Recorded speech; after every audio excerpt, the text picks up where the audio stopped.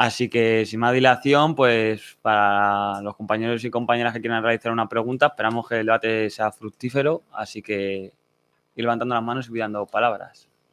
¿Cómo preferís hacer las preguntas? ¿Una en una o varias? Vale. Pues el chico de camisa de rayas, Xavier, Jesús y luego tú. Bueno, vamos a pasar el micro para que se escuche mejor.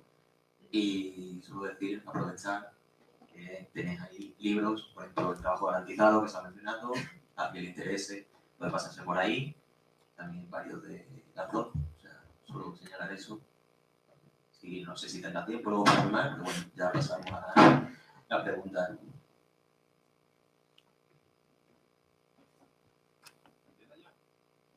Qué marrón.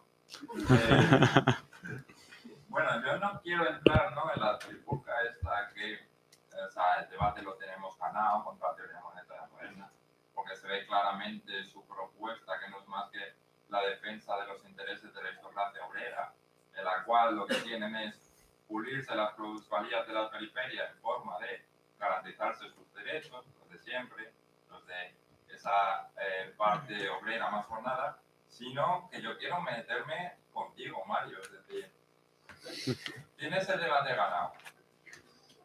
Tienes el debate ganado desde el principio. ¿Y qué haces? Te dejas arrinconar, es decir, te metes dentro de sus marcos y de su esquema, es decir,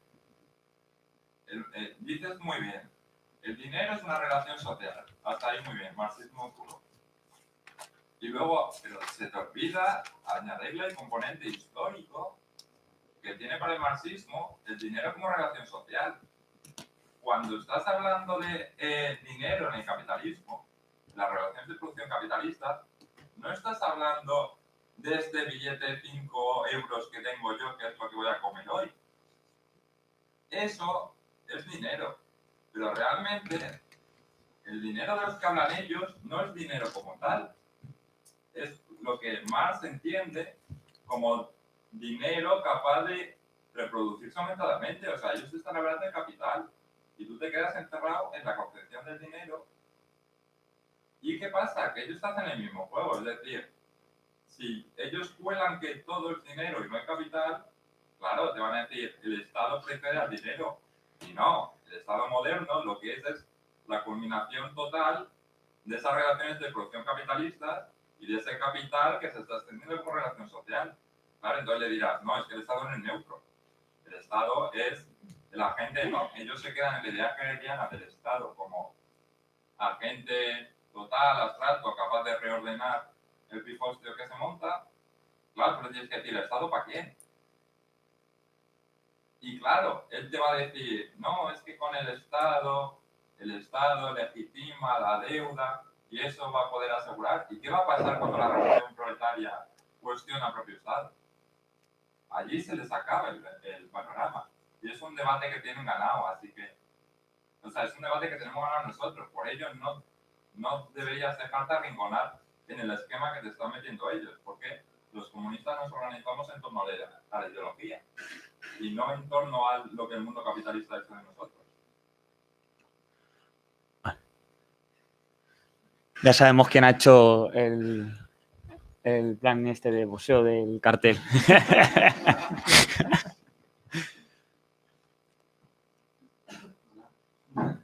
A ver, yo quiero escuchar respuestas de parte y parte, ¿vale? Sabemos que después del shock de Nixon, cuando se acaba el patrón con el dólar, pues el dólar pasa a ser la moneda mundial. Y la pregunta que quiero hacer es lo siguiente. Según Mario, el dinero se desmaterializa. ¿No sería más bien que toma, además de más valor, más formas de valor? Y por esa razón, actualmente, de manera legal, el dinero es el único medio de pago innegable. Con eso te quiero decir que, por ejemplo, si tú me prestas 100 euros y yo me lo gasto en lo que quiera y te digo, mira, te voy a dar un par de zapatillas, ¿tú puedes aceptarlas o no? Pero si yo te doy 100 euros, no los puedes. O sea, o lo aceptas o lo aceptas.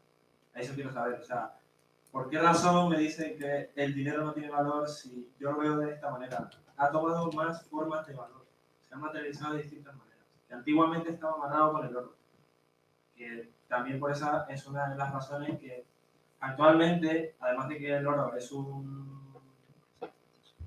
material precioso, o sea, el valor del mercado varía muy poco. Por esa razón es que las reservas internacionales de países como Estados Unidos tiene un porcentaje altísimo de oro, porque no varía. Entonces, es una manera de guardar capital, de salvar tu dinero de manera segura. Y una segunda pregunta. Y es correspondiente sobre lo que decía Eduardo sobre liberar el dinero y cada vez que tú quisieras, pues eso es lo que he entendido, quitar de la palanca y manejar la inflación. A ver, yo nací en un país donde se aplicaron políticas monetarias que acabaron con el país entero, donde las expropiaciones acabaron con el país entero. Históricamente, lo que yo he vivido, esa es la enseñanza que me ha dado. Y quiero hacerte una pregunta a ti, Eduardo. Si tú fueras presidente de gobierno y decidieras tener tu moneda propia y tirar de la palanca cuando quisieras, ¿qué harías con el tipo de cambio?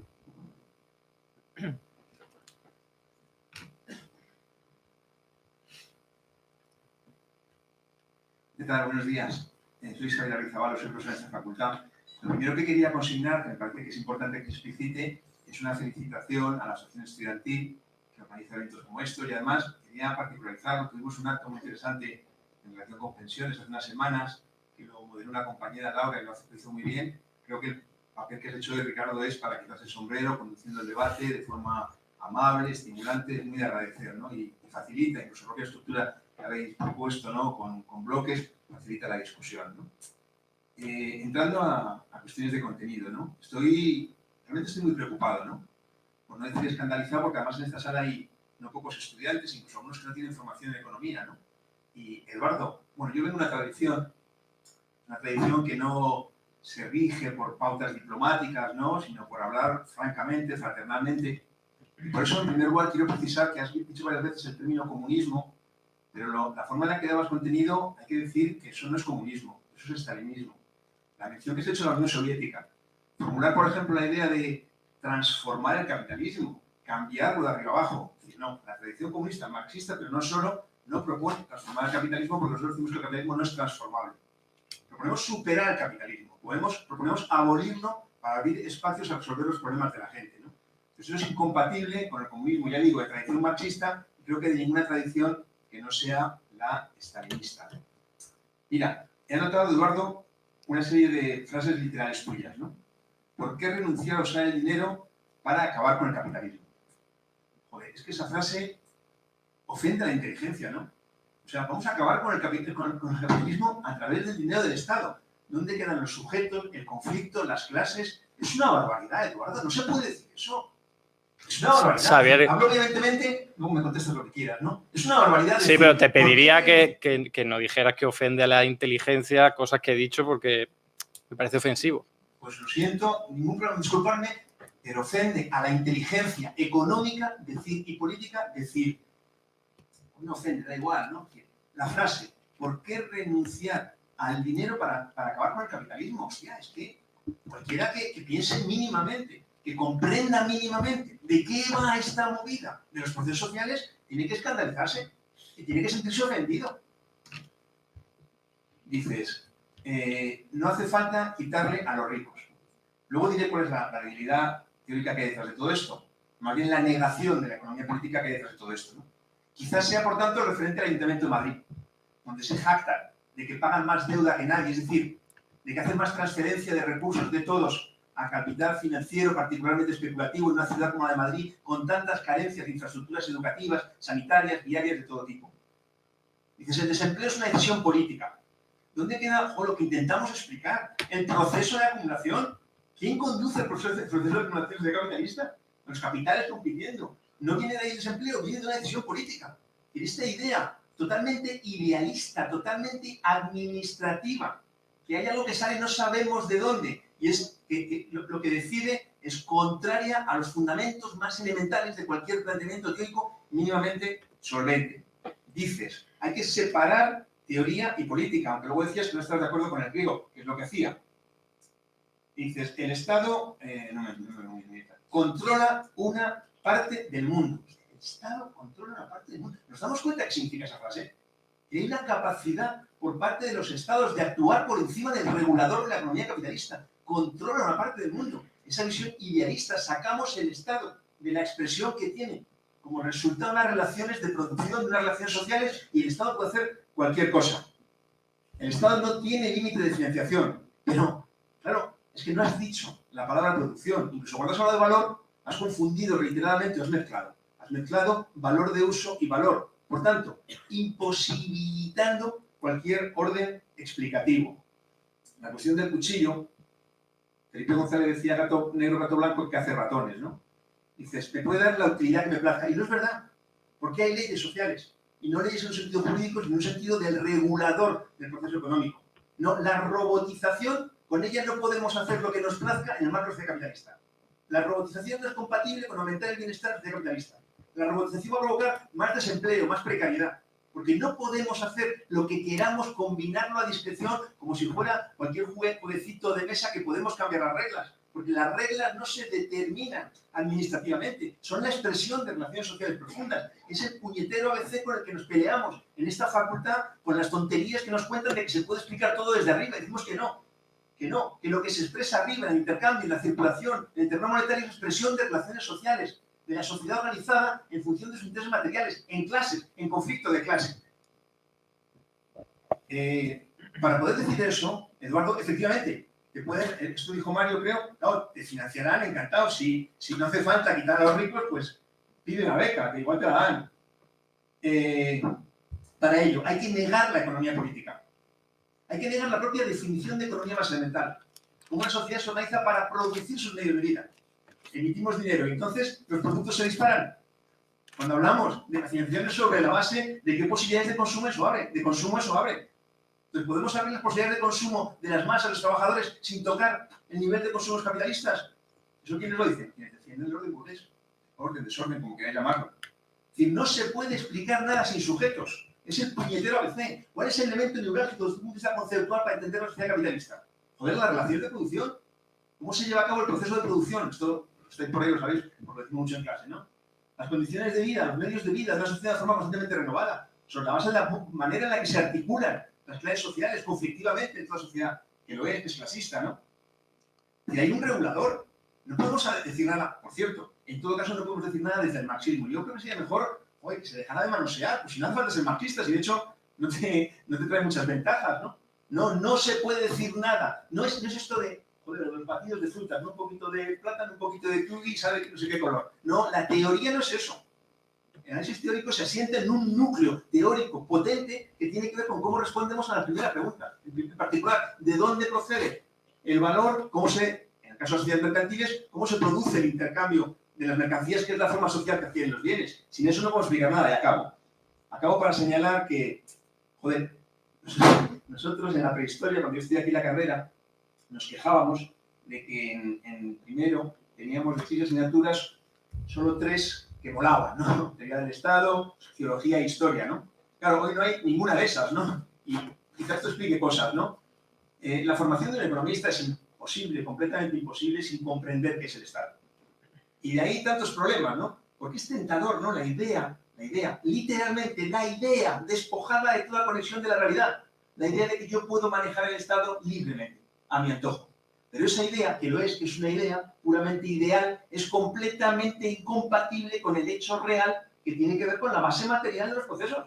Es que la explotación que mencionaba Mario no es un salto de la bandera, es la constatación que hacemos de que tiene que haber trabajo no pagado para que haya la posibilidad de la ganancia. ¿Qué podemos pretender explicar si no partimos de ahí?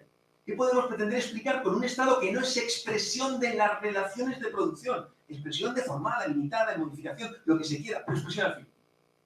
Porque si con el Estado pudiéramos hacer otras cosas de las que se habla ni más ni menos que garantizar el empleo, evidentemente eso sería sobre la base de que el Estado estaría transformándose cualitativamente. A su vez, resultado de cuestión que hay que poner el centro, y tiene que ver con la propiedad. Esa es la cuestión fundamental.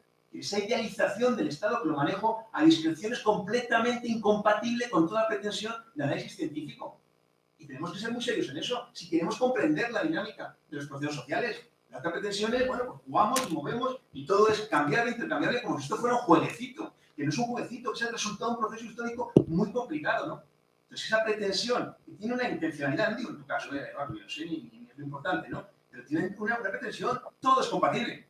Y como todo es compatible, concentrémonos una vez más en esa pretensión irreal de un capitalismo civilizado, un capitalismo con rostro humano, cuya imposibilidad verificamos cada día desde el punto de vista empírico y no tenemos ninguna dificultad para demostrar de manera teórica. Entonces, si no, retiro del principio, vosotros no quiero ofenderte ni a nadie, claro, ¿no?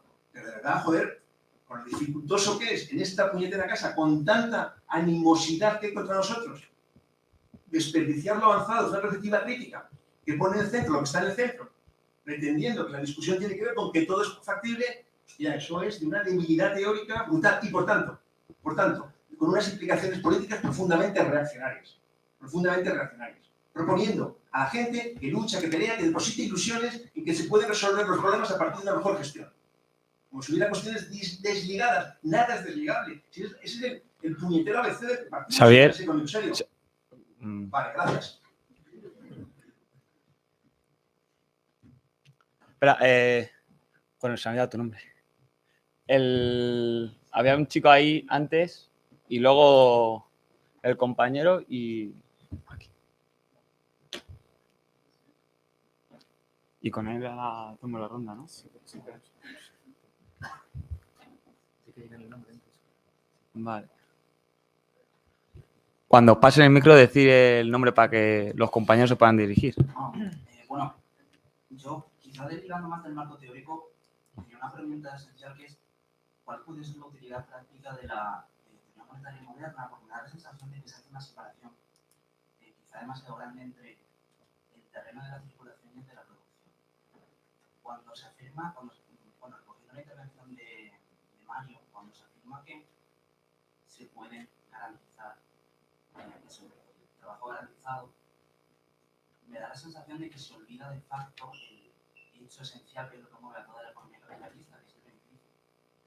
Quiere decir, si ahora mismo se están aplicando pues políticas neoliberales, quizá por capricho, quizá porque es la única posibilidad, lo único que quiere, porque hay que mantener una tasa de beneficio, entonces no sé hasta qué punto se puede apoyar una teoría, primero, que afirma que solo se cuestiona de la circulación como derivándola del terreno de la producción, y segundo, eso que no tiene en cuenta las dinámicas fundamentales de acumulación, teniendo en cuenta que es la base esencial sobre la que se mueve todo.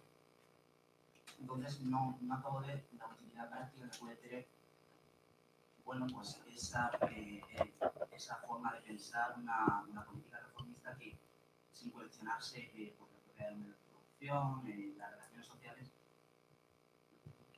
no veo para qué me puede servir a mí o a un economista aplicar esa teoría. Porque a la hora de la verdad es que es imposible de usarla, porque, vale, yo garantizo el trabajo, pero resulta que van a subir los salarios, la tasa de valor va a caer. Vamos, me parece que más allá del marco teórico, quizá por ese desligamiento entre el terreno de la producción y el de la circulación es no tener más.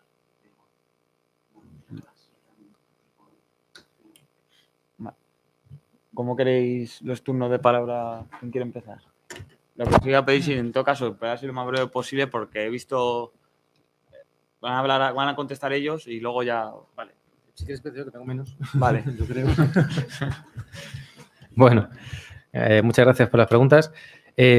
Bueno, sobre la primera, ¿no? La cuestión que mencionabas de como si, no sé, dando a entender que esto es una especie de enfrentamiento o algo por el estilo. Eso de que me quedaba arrinconado, no sé, Miquel, yo no lo veo así. Yo veo los libros de teoría monetaria moderna y los leo con interés. Quiero saber qué dicen. Leo los libros de Friedman y de Hayek y no los tiro a la basura directamente, los leo. Debato con ellos, dialogo. Y compruebo, constato, que el método que a mí me parece que explica mejor la economía, que es el marxista, la sigue explicando después de leerlos. Y creo que es el quid de la cuestión.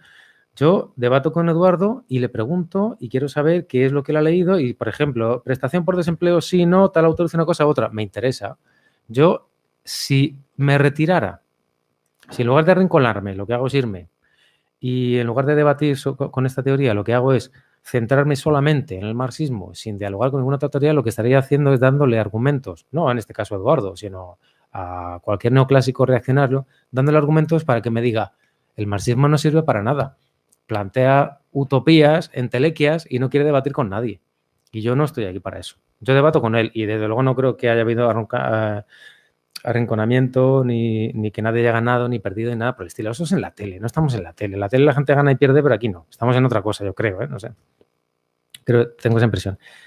Una segunda cuestión, porque lo mío es más corto, yo creo, planteaba Jesús, que ya se ha ido, sobre la cuestión de si el concepto de desmaterialización es correcto o no. Yo planteaba en su momento que a mí me da la impresión de que no ha habido, lo decía, ¿no? Insisto, no hay tal desvalorización, sino desmaterialización, lo cual quiere decir que simplemente el dinero ha cambiado de forma. Pero es que no podría ser de otra manera. Es que ya lo decía Marx en su momento y después otros autores. El proceso por el cual el dinero original se va convirtiendo cada vez más en dinero crediticio y va modificando sus formas y va aprovechando los adelantos tecnológicos para cambiar y para expandirse, no es accidental. Tiene que ver con su propia función como dinero y, por supuesto, como decías, y te doy toda la razón, con el dinero como capital. Pero es que aquí el debate era sobre el dinero. Si fuera sobre el capital, estaríamos incorporando otras cuestiones evidentemente elementales, ¿no? Pero no creo, insisto, no es que el dinero haya cambiado de forma radical en el año 71 y mi planteamiento era ese, es que ahora continúa, aunque tenga otras formas. Y un último apunte. Me parece extraordinariamente pertinente lo que he comentado, no sé si has dicho el nombre, por aquí el compañero.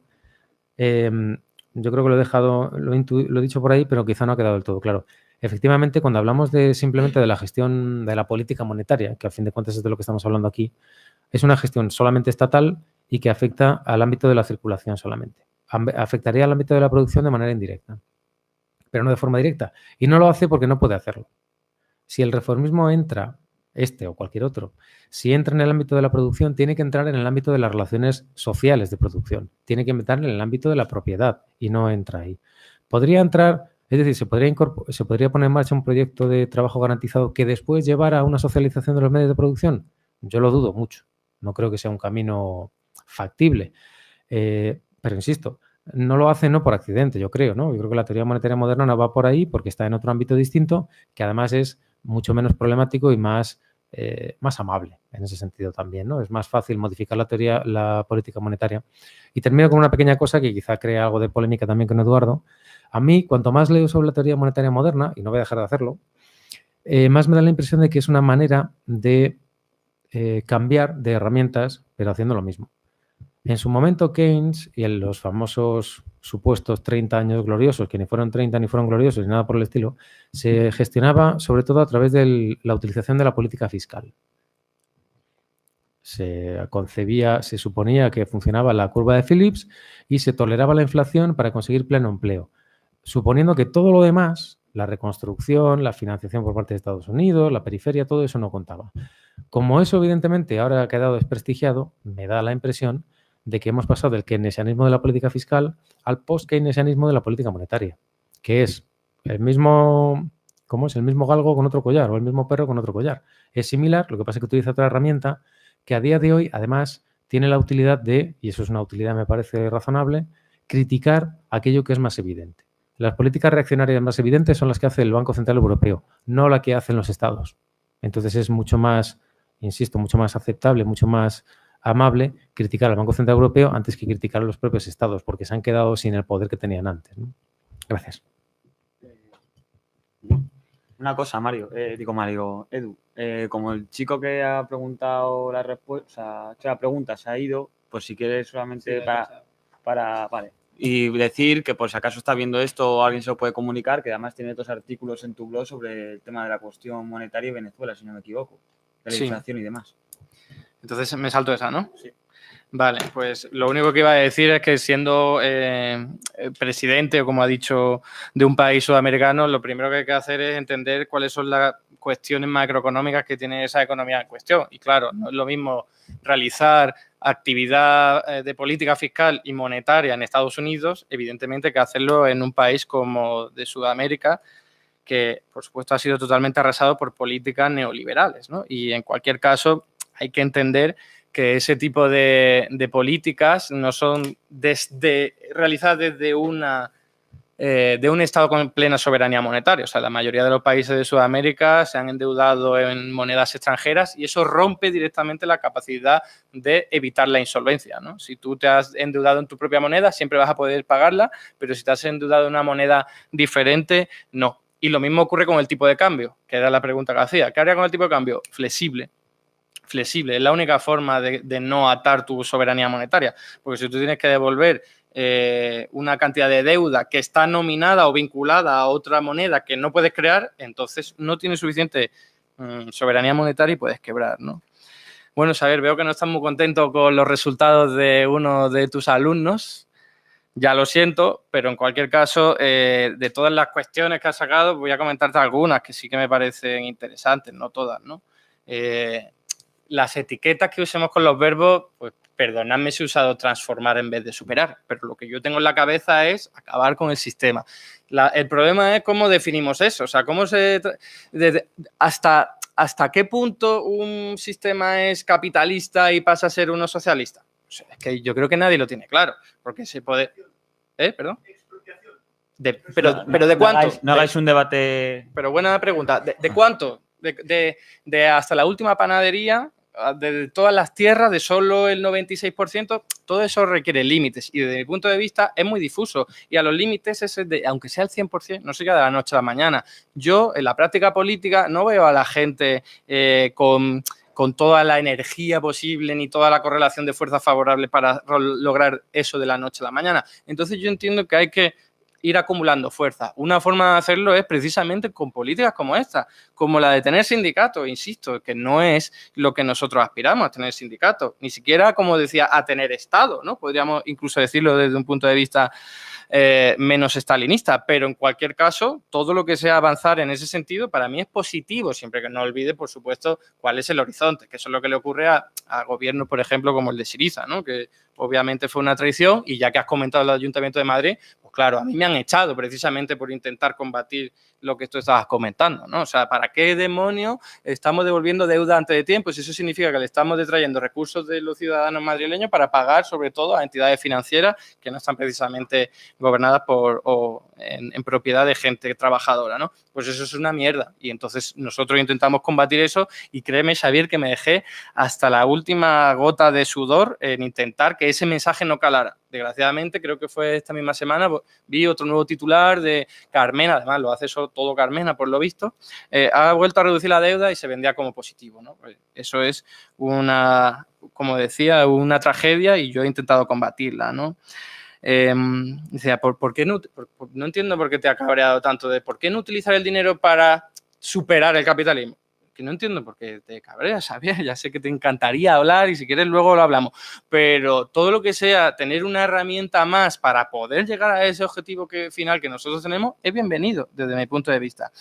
Y por supuesto que el Estado controla una parte del mundo. Pues entiéndeme lo que quería decir con eso, es que me tomáis aquí la palabra al pie de la letra. O sea, un Estado sí controla una parte del mundo que es su territorio, por ejemplo, en política legislativa, ¿no? Por poner el ejemplo más obvio. ¿Qué tiene que ver con la economía? No me podéis decir que eso no tiene que ver con la economía. Entonces, claro que lo controla y hay que reivindicar la soberanía estatal, que no es plena, por supuesto, Xavier, no es plena y está sujeta a muchísimas limitaciones, dificultades, obstáculos. Xavier, ya, pero hay más compañeros y compañeras que quieren preguntar. Vale, pues voy a lo último, ya que quería hablar, que creo que es aquí la clave, que creo que es lo que más te molesta, saber que estoy utilizando un marco analítico teórico que no sea compacto, ¿no? Y dice, bueno, es que está cogiendo un poco de aquí lo del batido de frutas ese, ¿no? Pues es que yo reivindico eso. Y lo digo abiertamente. O sea, no considero que haya habido un marco analítico, teórico, ni siquiera el análisis marxista, que me parece el más potente, sino de los más potentes, que logre explicar todos los ámbitos de nuestra realidad económica. Y por eso me sirvo de aquí y de allá para determinados elementos y hago mi marco. Que alguno dirá que es un Frankenstein. Pues a mí me parece que lo que es un producto de todo lo que he logrado aprender y para determinadas cosas utilizo unas y para determinadas cosas otras. Y yo siempre pongo el mismo ejemplo. O sea, si salgo por la noche no utilizo gafas de sol, pero cuando salgo de día sí, porque estoy acercándome a cosas diferentes y utilizo herramientas diferentes para realidades diferentes. Y acabo con lo último, o sea, se decía, ¿cuál es la utilidad de la teoría monetaria moderna, ¿no? Te voy a decir una sin ser muy ambicioso, que ya te voy a decir, oye, pues sirve para el trabajo garantizado y revolucionar el sistema. Bueno, o superar el sistema, perdonad por los verbos mal utilizados, ¿no?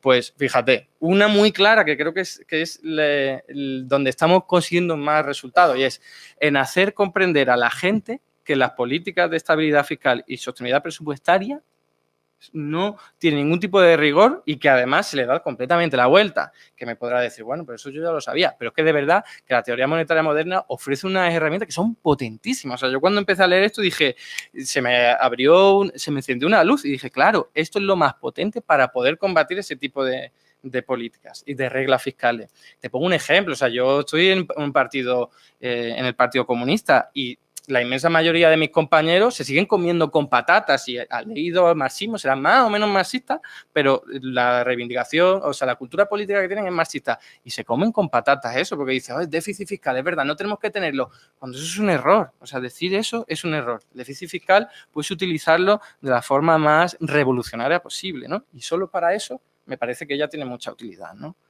Y acabo. Sí, pues ¿dónde está el compañero del micro? Ah, Sergio, por ahí, en esa fila.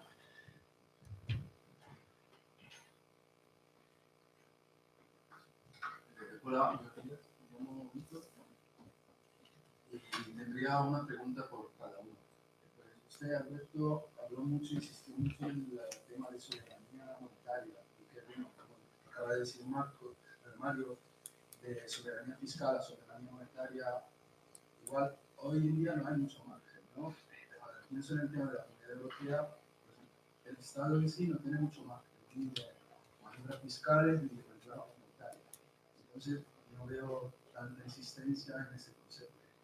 Y por defenderte un poco también, lo que decía Mario, me parece bien, pero también apuntaría en lo que has dicho de intentar hacer algo como primer paso, en lugar de criticar solamente, porque a mí, siendo así, digamos, el enfoque marxista del momento, soy recién llegado en la economía, quizás pueda parecer ingenuo la reflexión, pero a pesar del marxismo, que es el enfoque que me damos más luz, digamos, en la capacidad de entender el mundo económico, pero el marxismo yo le veo una falta de pragmatismo a la hora de proponer algo. Porque sí, el trabajo garantizado puede que tenga implicaciones negativas, pero igual el desempleo y la pobreza absoluta que crece cada día la tiene. O sea que me parece bien lo que decías, que escoger por donde sea más fructífero los métodos para no caer en dogmatismos. Y a Mario sí preguntaría más en concreto, entonces, ¿cuáles serían las propuestas efectivas para, no sé, la propuesta alternativa a lo que la teoría monetaria moderna propone?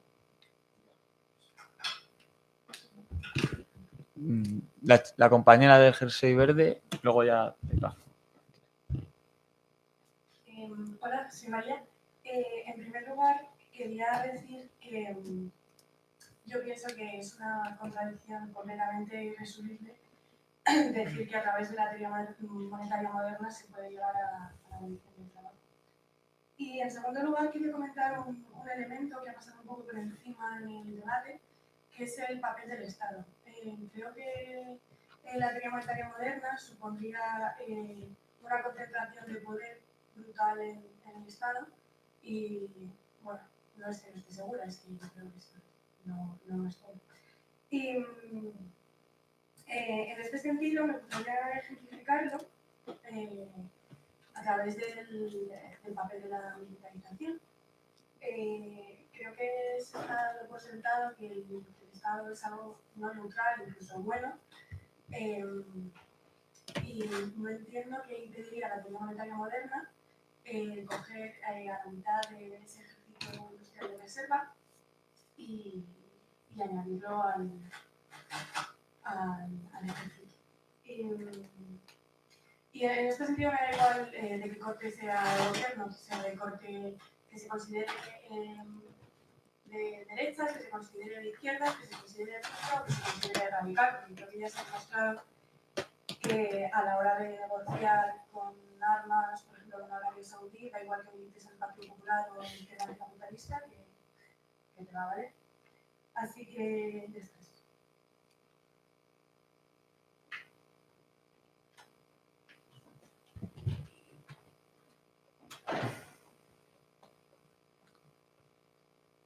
Hola, muy buenas. Bueno, soy Jesús, no lo conocía. Quería, bueno, antes de nada, dar las gracias a los dos expositores, porque yo creo que hay que tener valentía también, y por lo que estoy en la ronda de preguntas, especialmente Eduardo, venir a este tipo de foros, porque creo que es interesante, ¿no? Y también en el sentido que decía Mayor, que está muy bien que los marxistas pues, tengamos este tipo de foros, los marxistas de diferentes especies, si queremos, ¿no? Todavía no me atrevo a otorgar carnes, pero bueno, para debatir. Porque al final, si nosotros nos tenemos que... perdón, pensaba que se me escuchaba bien. Que si al final somos... O sea, tratar de manera extraordinariamente hostil a los interlocutores, puede ser que en algún momento los interlocutores dejen de presentarse como tales y al final bueno, pues quedamos un poco en nuestra burbuja, ¿no? Que cuando, desde luego le comentaba antes a Patricia que bueno, que no sé si hablamos de la teoría de la realidad, pero desde luego esta habitación no es la realidad. En la realidad creo que por lo menos el marxismo es extraordinariamente minoritario y este tipo de expresiones no se suelen escuchar. Yendo directamente a la pregunta, quería hacer una pregunta más bien técnica, porque, bueno, no es muy técnica, pero tiene menos contenido político, y es en relación a las monedas no respaldadas por Estados. Ahora está muy de moda hablar del tema de la Bitcoin y todo esto, que no sé si da anecdótico, yo no lo puedo hacer en económica, pero puede ser interesante, porque si es una moneda que no tiene Estado, podríamos preguntarnos dónde está también el trabajo o el sustento del palo, ¿no? Por curiosidad. Y nada, el último comentario final, que tampoco quede desapercibido, es eso de el cambiarse de gafas. Es yo lo vengo escuchando muchas veces, ¿no? Es que tienes que ponerte las gafas violetas para una cosa, y me parece que puede ser verdad. El problema está precisamente en aquello de el contenido está ahí y luego yo hago el uso político que quiera, porque cuando te acostumbras a cambiarte de gafas, puedes pasar a cambiarte otro tipo de prendas, ¿no? Creo que nos entendemos más o menos. Muchas gracias.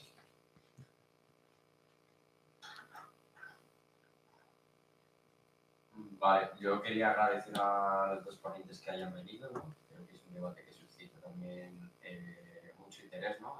Sobre todo dentro de la izquierda intelectual económica. Y mi pregunta, sobre todo, va a Eduardo, desde el punto de vista práctico, ¿no? Cómo llevar a cabo ese proyecto de soberanía monetaria. Porque ya conocemos que el caso del Brexit, entonces no hay mecanismos de salida del euro y una permanencia dentro de la Unión Europea. Y es más, creo que también desde la izquierda y desde el Partido Comunista y desde Izquierda Unida se defiende también una salida de la Unión Europea, no solo del euro. Y quería preguntarte, pues, sobre todo cómo se podría dar, ¿no? Ese mecanismo de salida, porque a día de hoy habría que someter a referéndum esa decisión tanto de salida del euro como de la Unión Europea. Luego, en el caso hipotético de que para ese referéndum tendrías un endeudamiento, una deuda pública en euros, que sería casi impagable, ¿no? Porque tendrías que devaluar un montón la peseta y, bueno, ya meterte en política monetaria, etc. Y entonces, pues, creo que es inviable ese proyecto de soberanía monetaria en ese sentido, ¿no? Porque tiene primero que convencer a la sociedad española sobre el agotamiento del proyecto europeo, de que el proyecto europeo ha sido un espejismo y que ha servido y que no ha beneficiado a la sociedad española, sino que ha llegar a sus condiciones materiales y posteriormente manejarte en esa nueva situación, ¿no? Pásale a Álvaro, que yo creo que es el último que he visto, no sé si hay más, y ya termina igual que sea esta vez 5 de 4. Buenas, pues muchas gracias. Bueno, mi pregunta va para Eduardo por una frase que ha surgido bastante en el debate, en la que decías que la teoría monetaria es un marco analítico, una descripción de cómo funciona un sistema moderno o un estado moderno, ¿no? Y de ahí al final se llega a hablar de la teoría monetaria moderna como un instrumento potente. Lo que pasa es que en este punto a mí me surge la duda porque al final se habla de un instrumento que va más allá de ser un instrumento en la medida en que se mete en concepciones del dinero, de origen del dinero, etcétera, etcétera. Y el problema aquí lo veo en la propia frase de una descripción de cómo funciona el Estado moderno, desde el punto de vista de que me parece bastante científico o empirista decir, o por el hecho de que entiendo yo que la ciencia ni ve con los ojos, ni toca con las manos, es decir, necesita un sistema conceptual que garantice de alguna forma que cuando se habla de algo se está hablando de una cosa, ¿no? En este caso, por ejemplo, para hablar del dinero, yo creo que se tiene que hablar de teoría del valor. Y la teoría monetaria moderna no me queda claro qué teoría del valor usa, ¿no? Que sea subjetiva, sea una teoría del valor marxista, pero si se define el valor del dinero como una imposición o una coerción del Estado, pues me surge un silogismo absurdo que concluye, por ejemplo, en que a mayor imposición o coerción del Estado hay más valor, o el dinero llega a tener más valor. Y por tanto, por ejemplo, un Estado fascista por sí va a tener más valor, su dinero va a tener más valor que un Estado democrático. Es una cosa muy absurda, pero que me surge por el hecho de que no me queda claro a qué se sujeta conceptualmente como teoría de valor la teoría monetaria moderna. Ahora vamos a cambiar los turnos, puesto que Edu tiene más intervención, así que... Vale, voy a tratar de ser breve de todas formas por la hora que es, ¿no? Y porque no queda aquí ya casi nadie. Así voy rápido, de verdad, esquemático. Política fiscal y monetaria, o sea, desde el punto de vista de la teoría monetaria moderna, van de la mano. O sea, cada vez que uno gasta dinero y es más que lo que ha ingresado, o sea, cuando digo uno hablo de un Estado, se produce un déficit y eso tiene su correlato en la política monetaria, incluso al revés. O sea, si tú quieres controlar el tipo de interés de la política monetaria, necesariamente tienes que estar emitiendo bonos o incrementando el nivel de interés de la reserva bancaria. Si no, no hay forma de lograrlo. Por lo tanto, en la teoría monetaria moderna no se puede hablar de una cosa sin la otra. Esa es la diferencia, que no es de solo de teoría monetaria moderna, ¿vale? Eso tiene una tradición anterior, pero a mí me parece que es sintomática de lo complejo que es también este marco, ¿eh? Con la teoría monetaria, se decía por ahí, el Estado cobraría mucho poder. Yo insisto, o sea, la teoría monetaria moderna es un marco analítico. Es una descripción de cómo funciona, no un Estado moderno, sino un sistema monetario moderno, ¿no? Entonces, no es que coja un Estado la teoría monetaria moderna y haga, porque puede hacer una cosa u otra. O sea, Friedman, de hecho, tenía algunas aseveraciones que tenían que ver más con la teoría monetaria moderna que con otra cosa. Yo hablaba de Warren Mosler, te cogería la teoría monetaria moderna en un Estado y te haría una cosa diferente a lo que defiendo yo, por ejemplo, ¿no? Entonces, dices, bueno, ¿cobraría mucho? Pues depende, porque hoy día la teoría monetaria moderna sirve y hoy día estados soberanos hay, utilizan sus políticas fiscales para lo que sea y, por lo tanto, tienen más o menos poder. O sea, hay mucho de lo que hablar. Lo que, ya centrándome en la pregunta en concreto, ¿qué pasa si se hace un trabajo garantizado para el ejército? Bueno, pues para eso está en nuestro libro, insisto, no es que esté haciendo todo el rato publicidad del mismo, aunque no viene mal, está establecido cuáles serían los parámetros a partir de los cuales vas a crear puestos de trabajo. Y lo decidiría la gente de la forma más asamblearia posible, a partir de los municipios. Iría la gente a título individual o colectivo a decidir cuáles son las actividades que redundan en beneficio social y ecológico de tus comunidades y a partir de ahí el Estado se encarga de financiar el salario, nada más. O sea, quien va a decidir qué actividades se van a hacer, cómo se va a gestionar, etcétera, etcétera, es la comunidad, es la sociedad civil, la gente organizada, ¿no? Entonces, imagino que la gente no iría a decir, oye, yo quiero un trabajo para ir al ejército. A lo mejor sí, pero vaya, lo dudo mucho, ¿no? sobre el foro, bueno, yo he ido a foros mucho más inhóspitos, aquelarre liberal de gente, ¿no?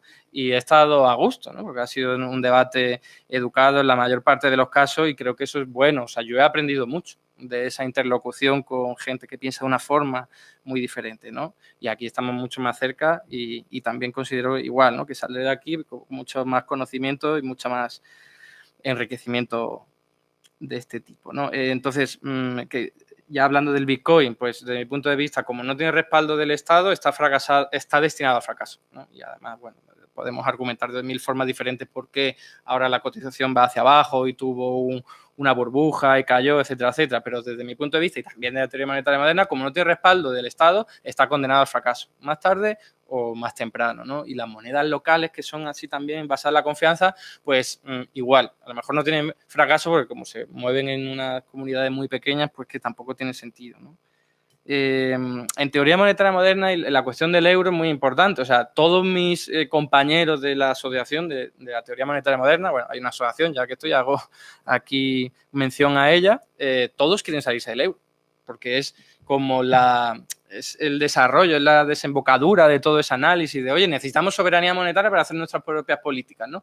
Y sin embargo, yo también soy ahí el rarito. Le digo, a ver, es que luego esto no lo podemos defender. Y yo creo que han mencionado la parte relevante. La mayoría de la población española todavía sigue defendiendo el euro porque lo vincula con los avances democráticos y eso, si tú ahora vas enarbolando la bandera de que me quiero salir del euro, te va a costar mucho, que a lo mejor hay que hacerlo, pero te va a costar mucho ganarte al apoyo de la gente. Entonces, es un problemón impresionante. Yo prefiero proponer algo que no tenga que hable del euro y si llegamos al poder y hay que salirse del euro, nos salimos, encantados, pero no con la bandera de salir del euro porque no nos vamos a comer ninguna habichuela de esa forma, ¿no? Y si te sales, por cierto, mención muy rápida, si la deuda está denominada en euros, pues tú dices, pues no la pago. O sea, si hemos sido capaces de salirnos del euro, habrá que ver la correlación de fuerza, pero a lo mejor somos capaces también de decir que no la pagamos. O por otro lado, a lo mejor no se devalúa tanto nuestra moneda, al menos a corto plazo, ¿no? Que eso también está por ver y tú lo puedes más o menos calibrar. Y termino con lo último, que me estoy enrollando quizás mucho, el valor del dinero, que cuál es la concepción. Yo he intentado explicarlo como he podido al principio, voy a hacerlo de la misma forma, no tengo más que ofrecer. No es que el dinero, los impuestos den valor al dinero, sino que los impuestos obligan a la gente a crear valor para poder saldar la deuda tributaria. Tú tienes que pagar 1.000 euros de IRPF en euros y para poder hacerlo tienes que ganar un salario, tienes que vender tu fuerza de trabajo, tienes que iniciar una actividad productiva y ahí es donde se explica. Entonces, llevado a ese caso hipotético que han mencionado de, oye, si un Estado fascista incrementa mucho la imposición, pues lo que va a ocurrir es que como la gente esté hasta el cuello, no va a poder iniciar una actividad económica, no va a comprar la fuerza de trabajo y entonces no se va a generar valor. O sea, no está correlacionado, no está directamente ligado que tú aumentes los impuestos con la generación de valor. Va a depender de la situación macroeconómica, económica, productiva, social, idiosincrática, etcétera, etcétera. Ya. Bueno, sobre la cuestión del eclecticismo, aquí tendríamos para muchísimo, ¿no? Pero yo creo que la teoría monetaria moderna es ecléctica en su propia raíz. De hecho, si analizamos los diferentes autores que forman parte de esta teoría, tenemos cartalistas, tenemos la teoría del circuito monetario, tenemos los balances sectoriales, tenemos la hacienda funcional, cada uno de su padre y de su madre, por decirlo así, y en su conjunto y con un objetivo determinado parece ser que constituyen una teoría medianamente coherente, cosa que creo que no es del todo cierta. A mí eso me recuerda mucho al neoclasicismo, a la evolución del neoclasicismo. Cuando Alfred Marshall cogió lo que dijo uno por aquí de las curvas de demanda, lo que dijo el otro, no sé qué, y lo juntó todo, a mí eso me suena bastante parecido a la teoría monetaria moderna. El marxismo es justo al revés.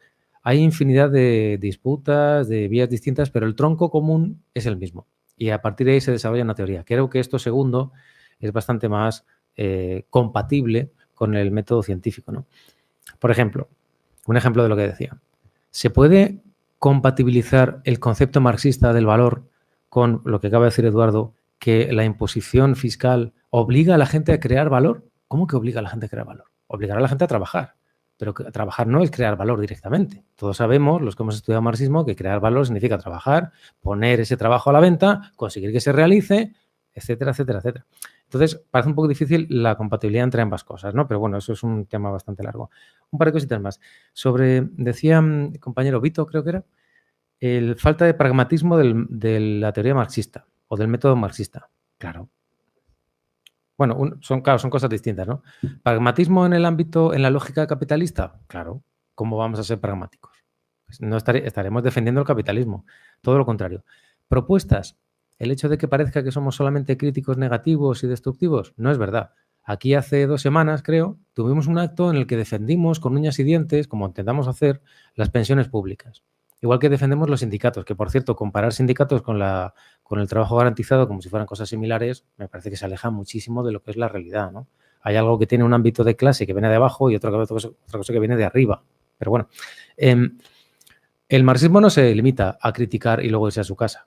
El marxista precisamente se caracteriza porque es militante y lo que hacemos es, bueno, ¿queremos la revolución? Sí, pero como eso no va a ser mañana probablemente, pues defendemos las pensiones, defendemos la educación pública, defendemos los salarios. Yo escribo hace poco sobre salario mínimo, subir el salario mínimo. ¿Estoy en desacuerdo? ¿Cómo voy a estar en desacuerdo con subir el salario mínimo? Estoy en desacuerdo con todo lo demás que hace el gobierno del PSOE. Pero si el salario mínimo supone mejorar las condiciones de vida de la clase trabajadora, estoy a favor de la clase trabajadora, defiendo eso.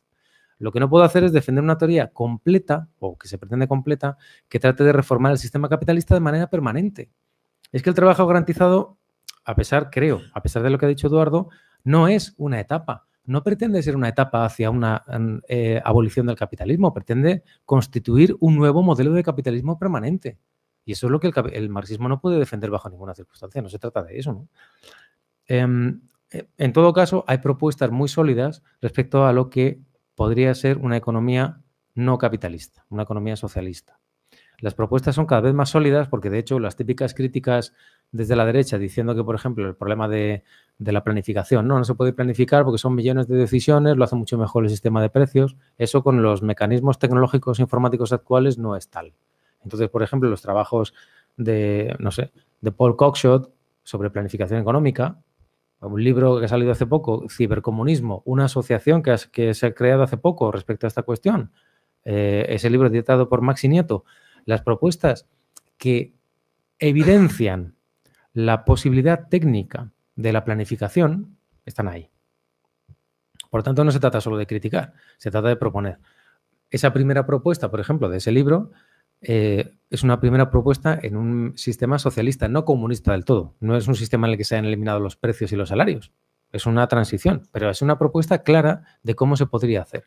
Y evidentísimamente, con un sistema de planificación democrática, obvio, no burocrática desde arriba, con un sistema de planificación podríamos evitar de raíz algunos de los problemas que el sistema capitalista nunca va a poder solucionar, como es la destrucción del medio ambiente, entre otras cosas, ¿no?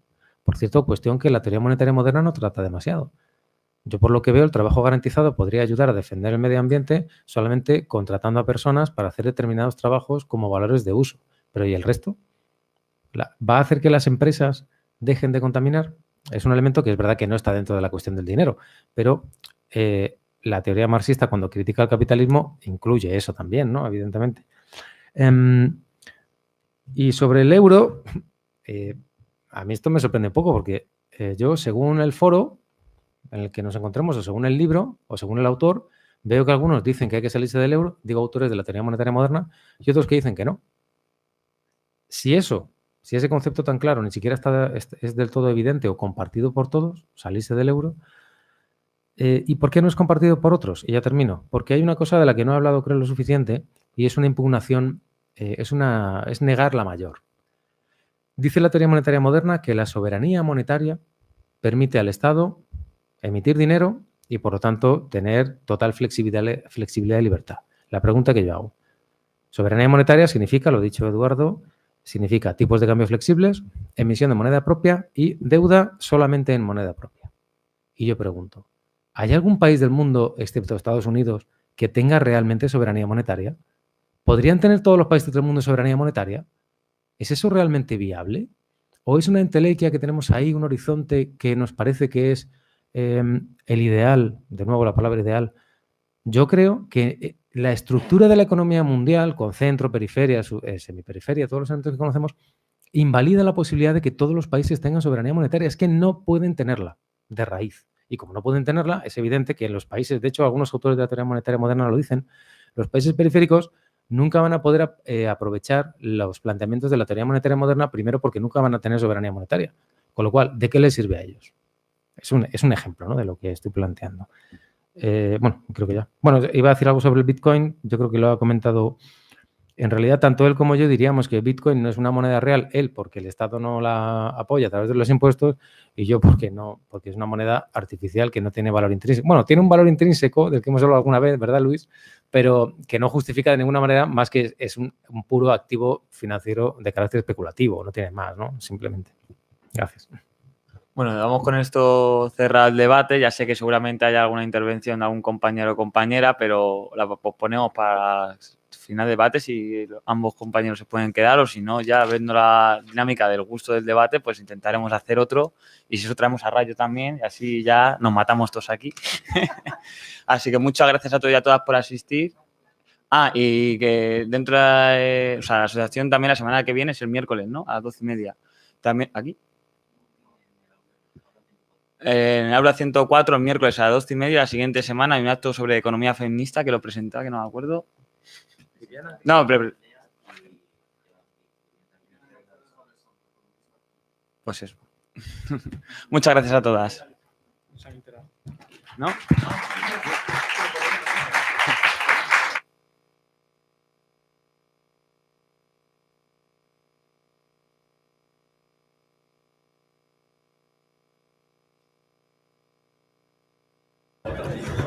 Hola, que por aclarar lo del acto de la semana que viene, viene Mercedes de Alessandro, economista argentina especializada en economía feminista. Nada más, gracias.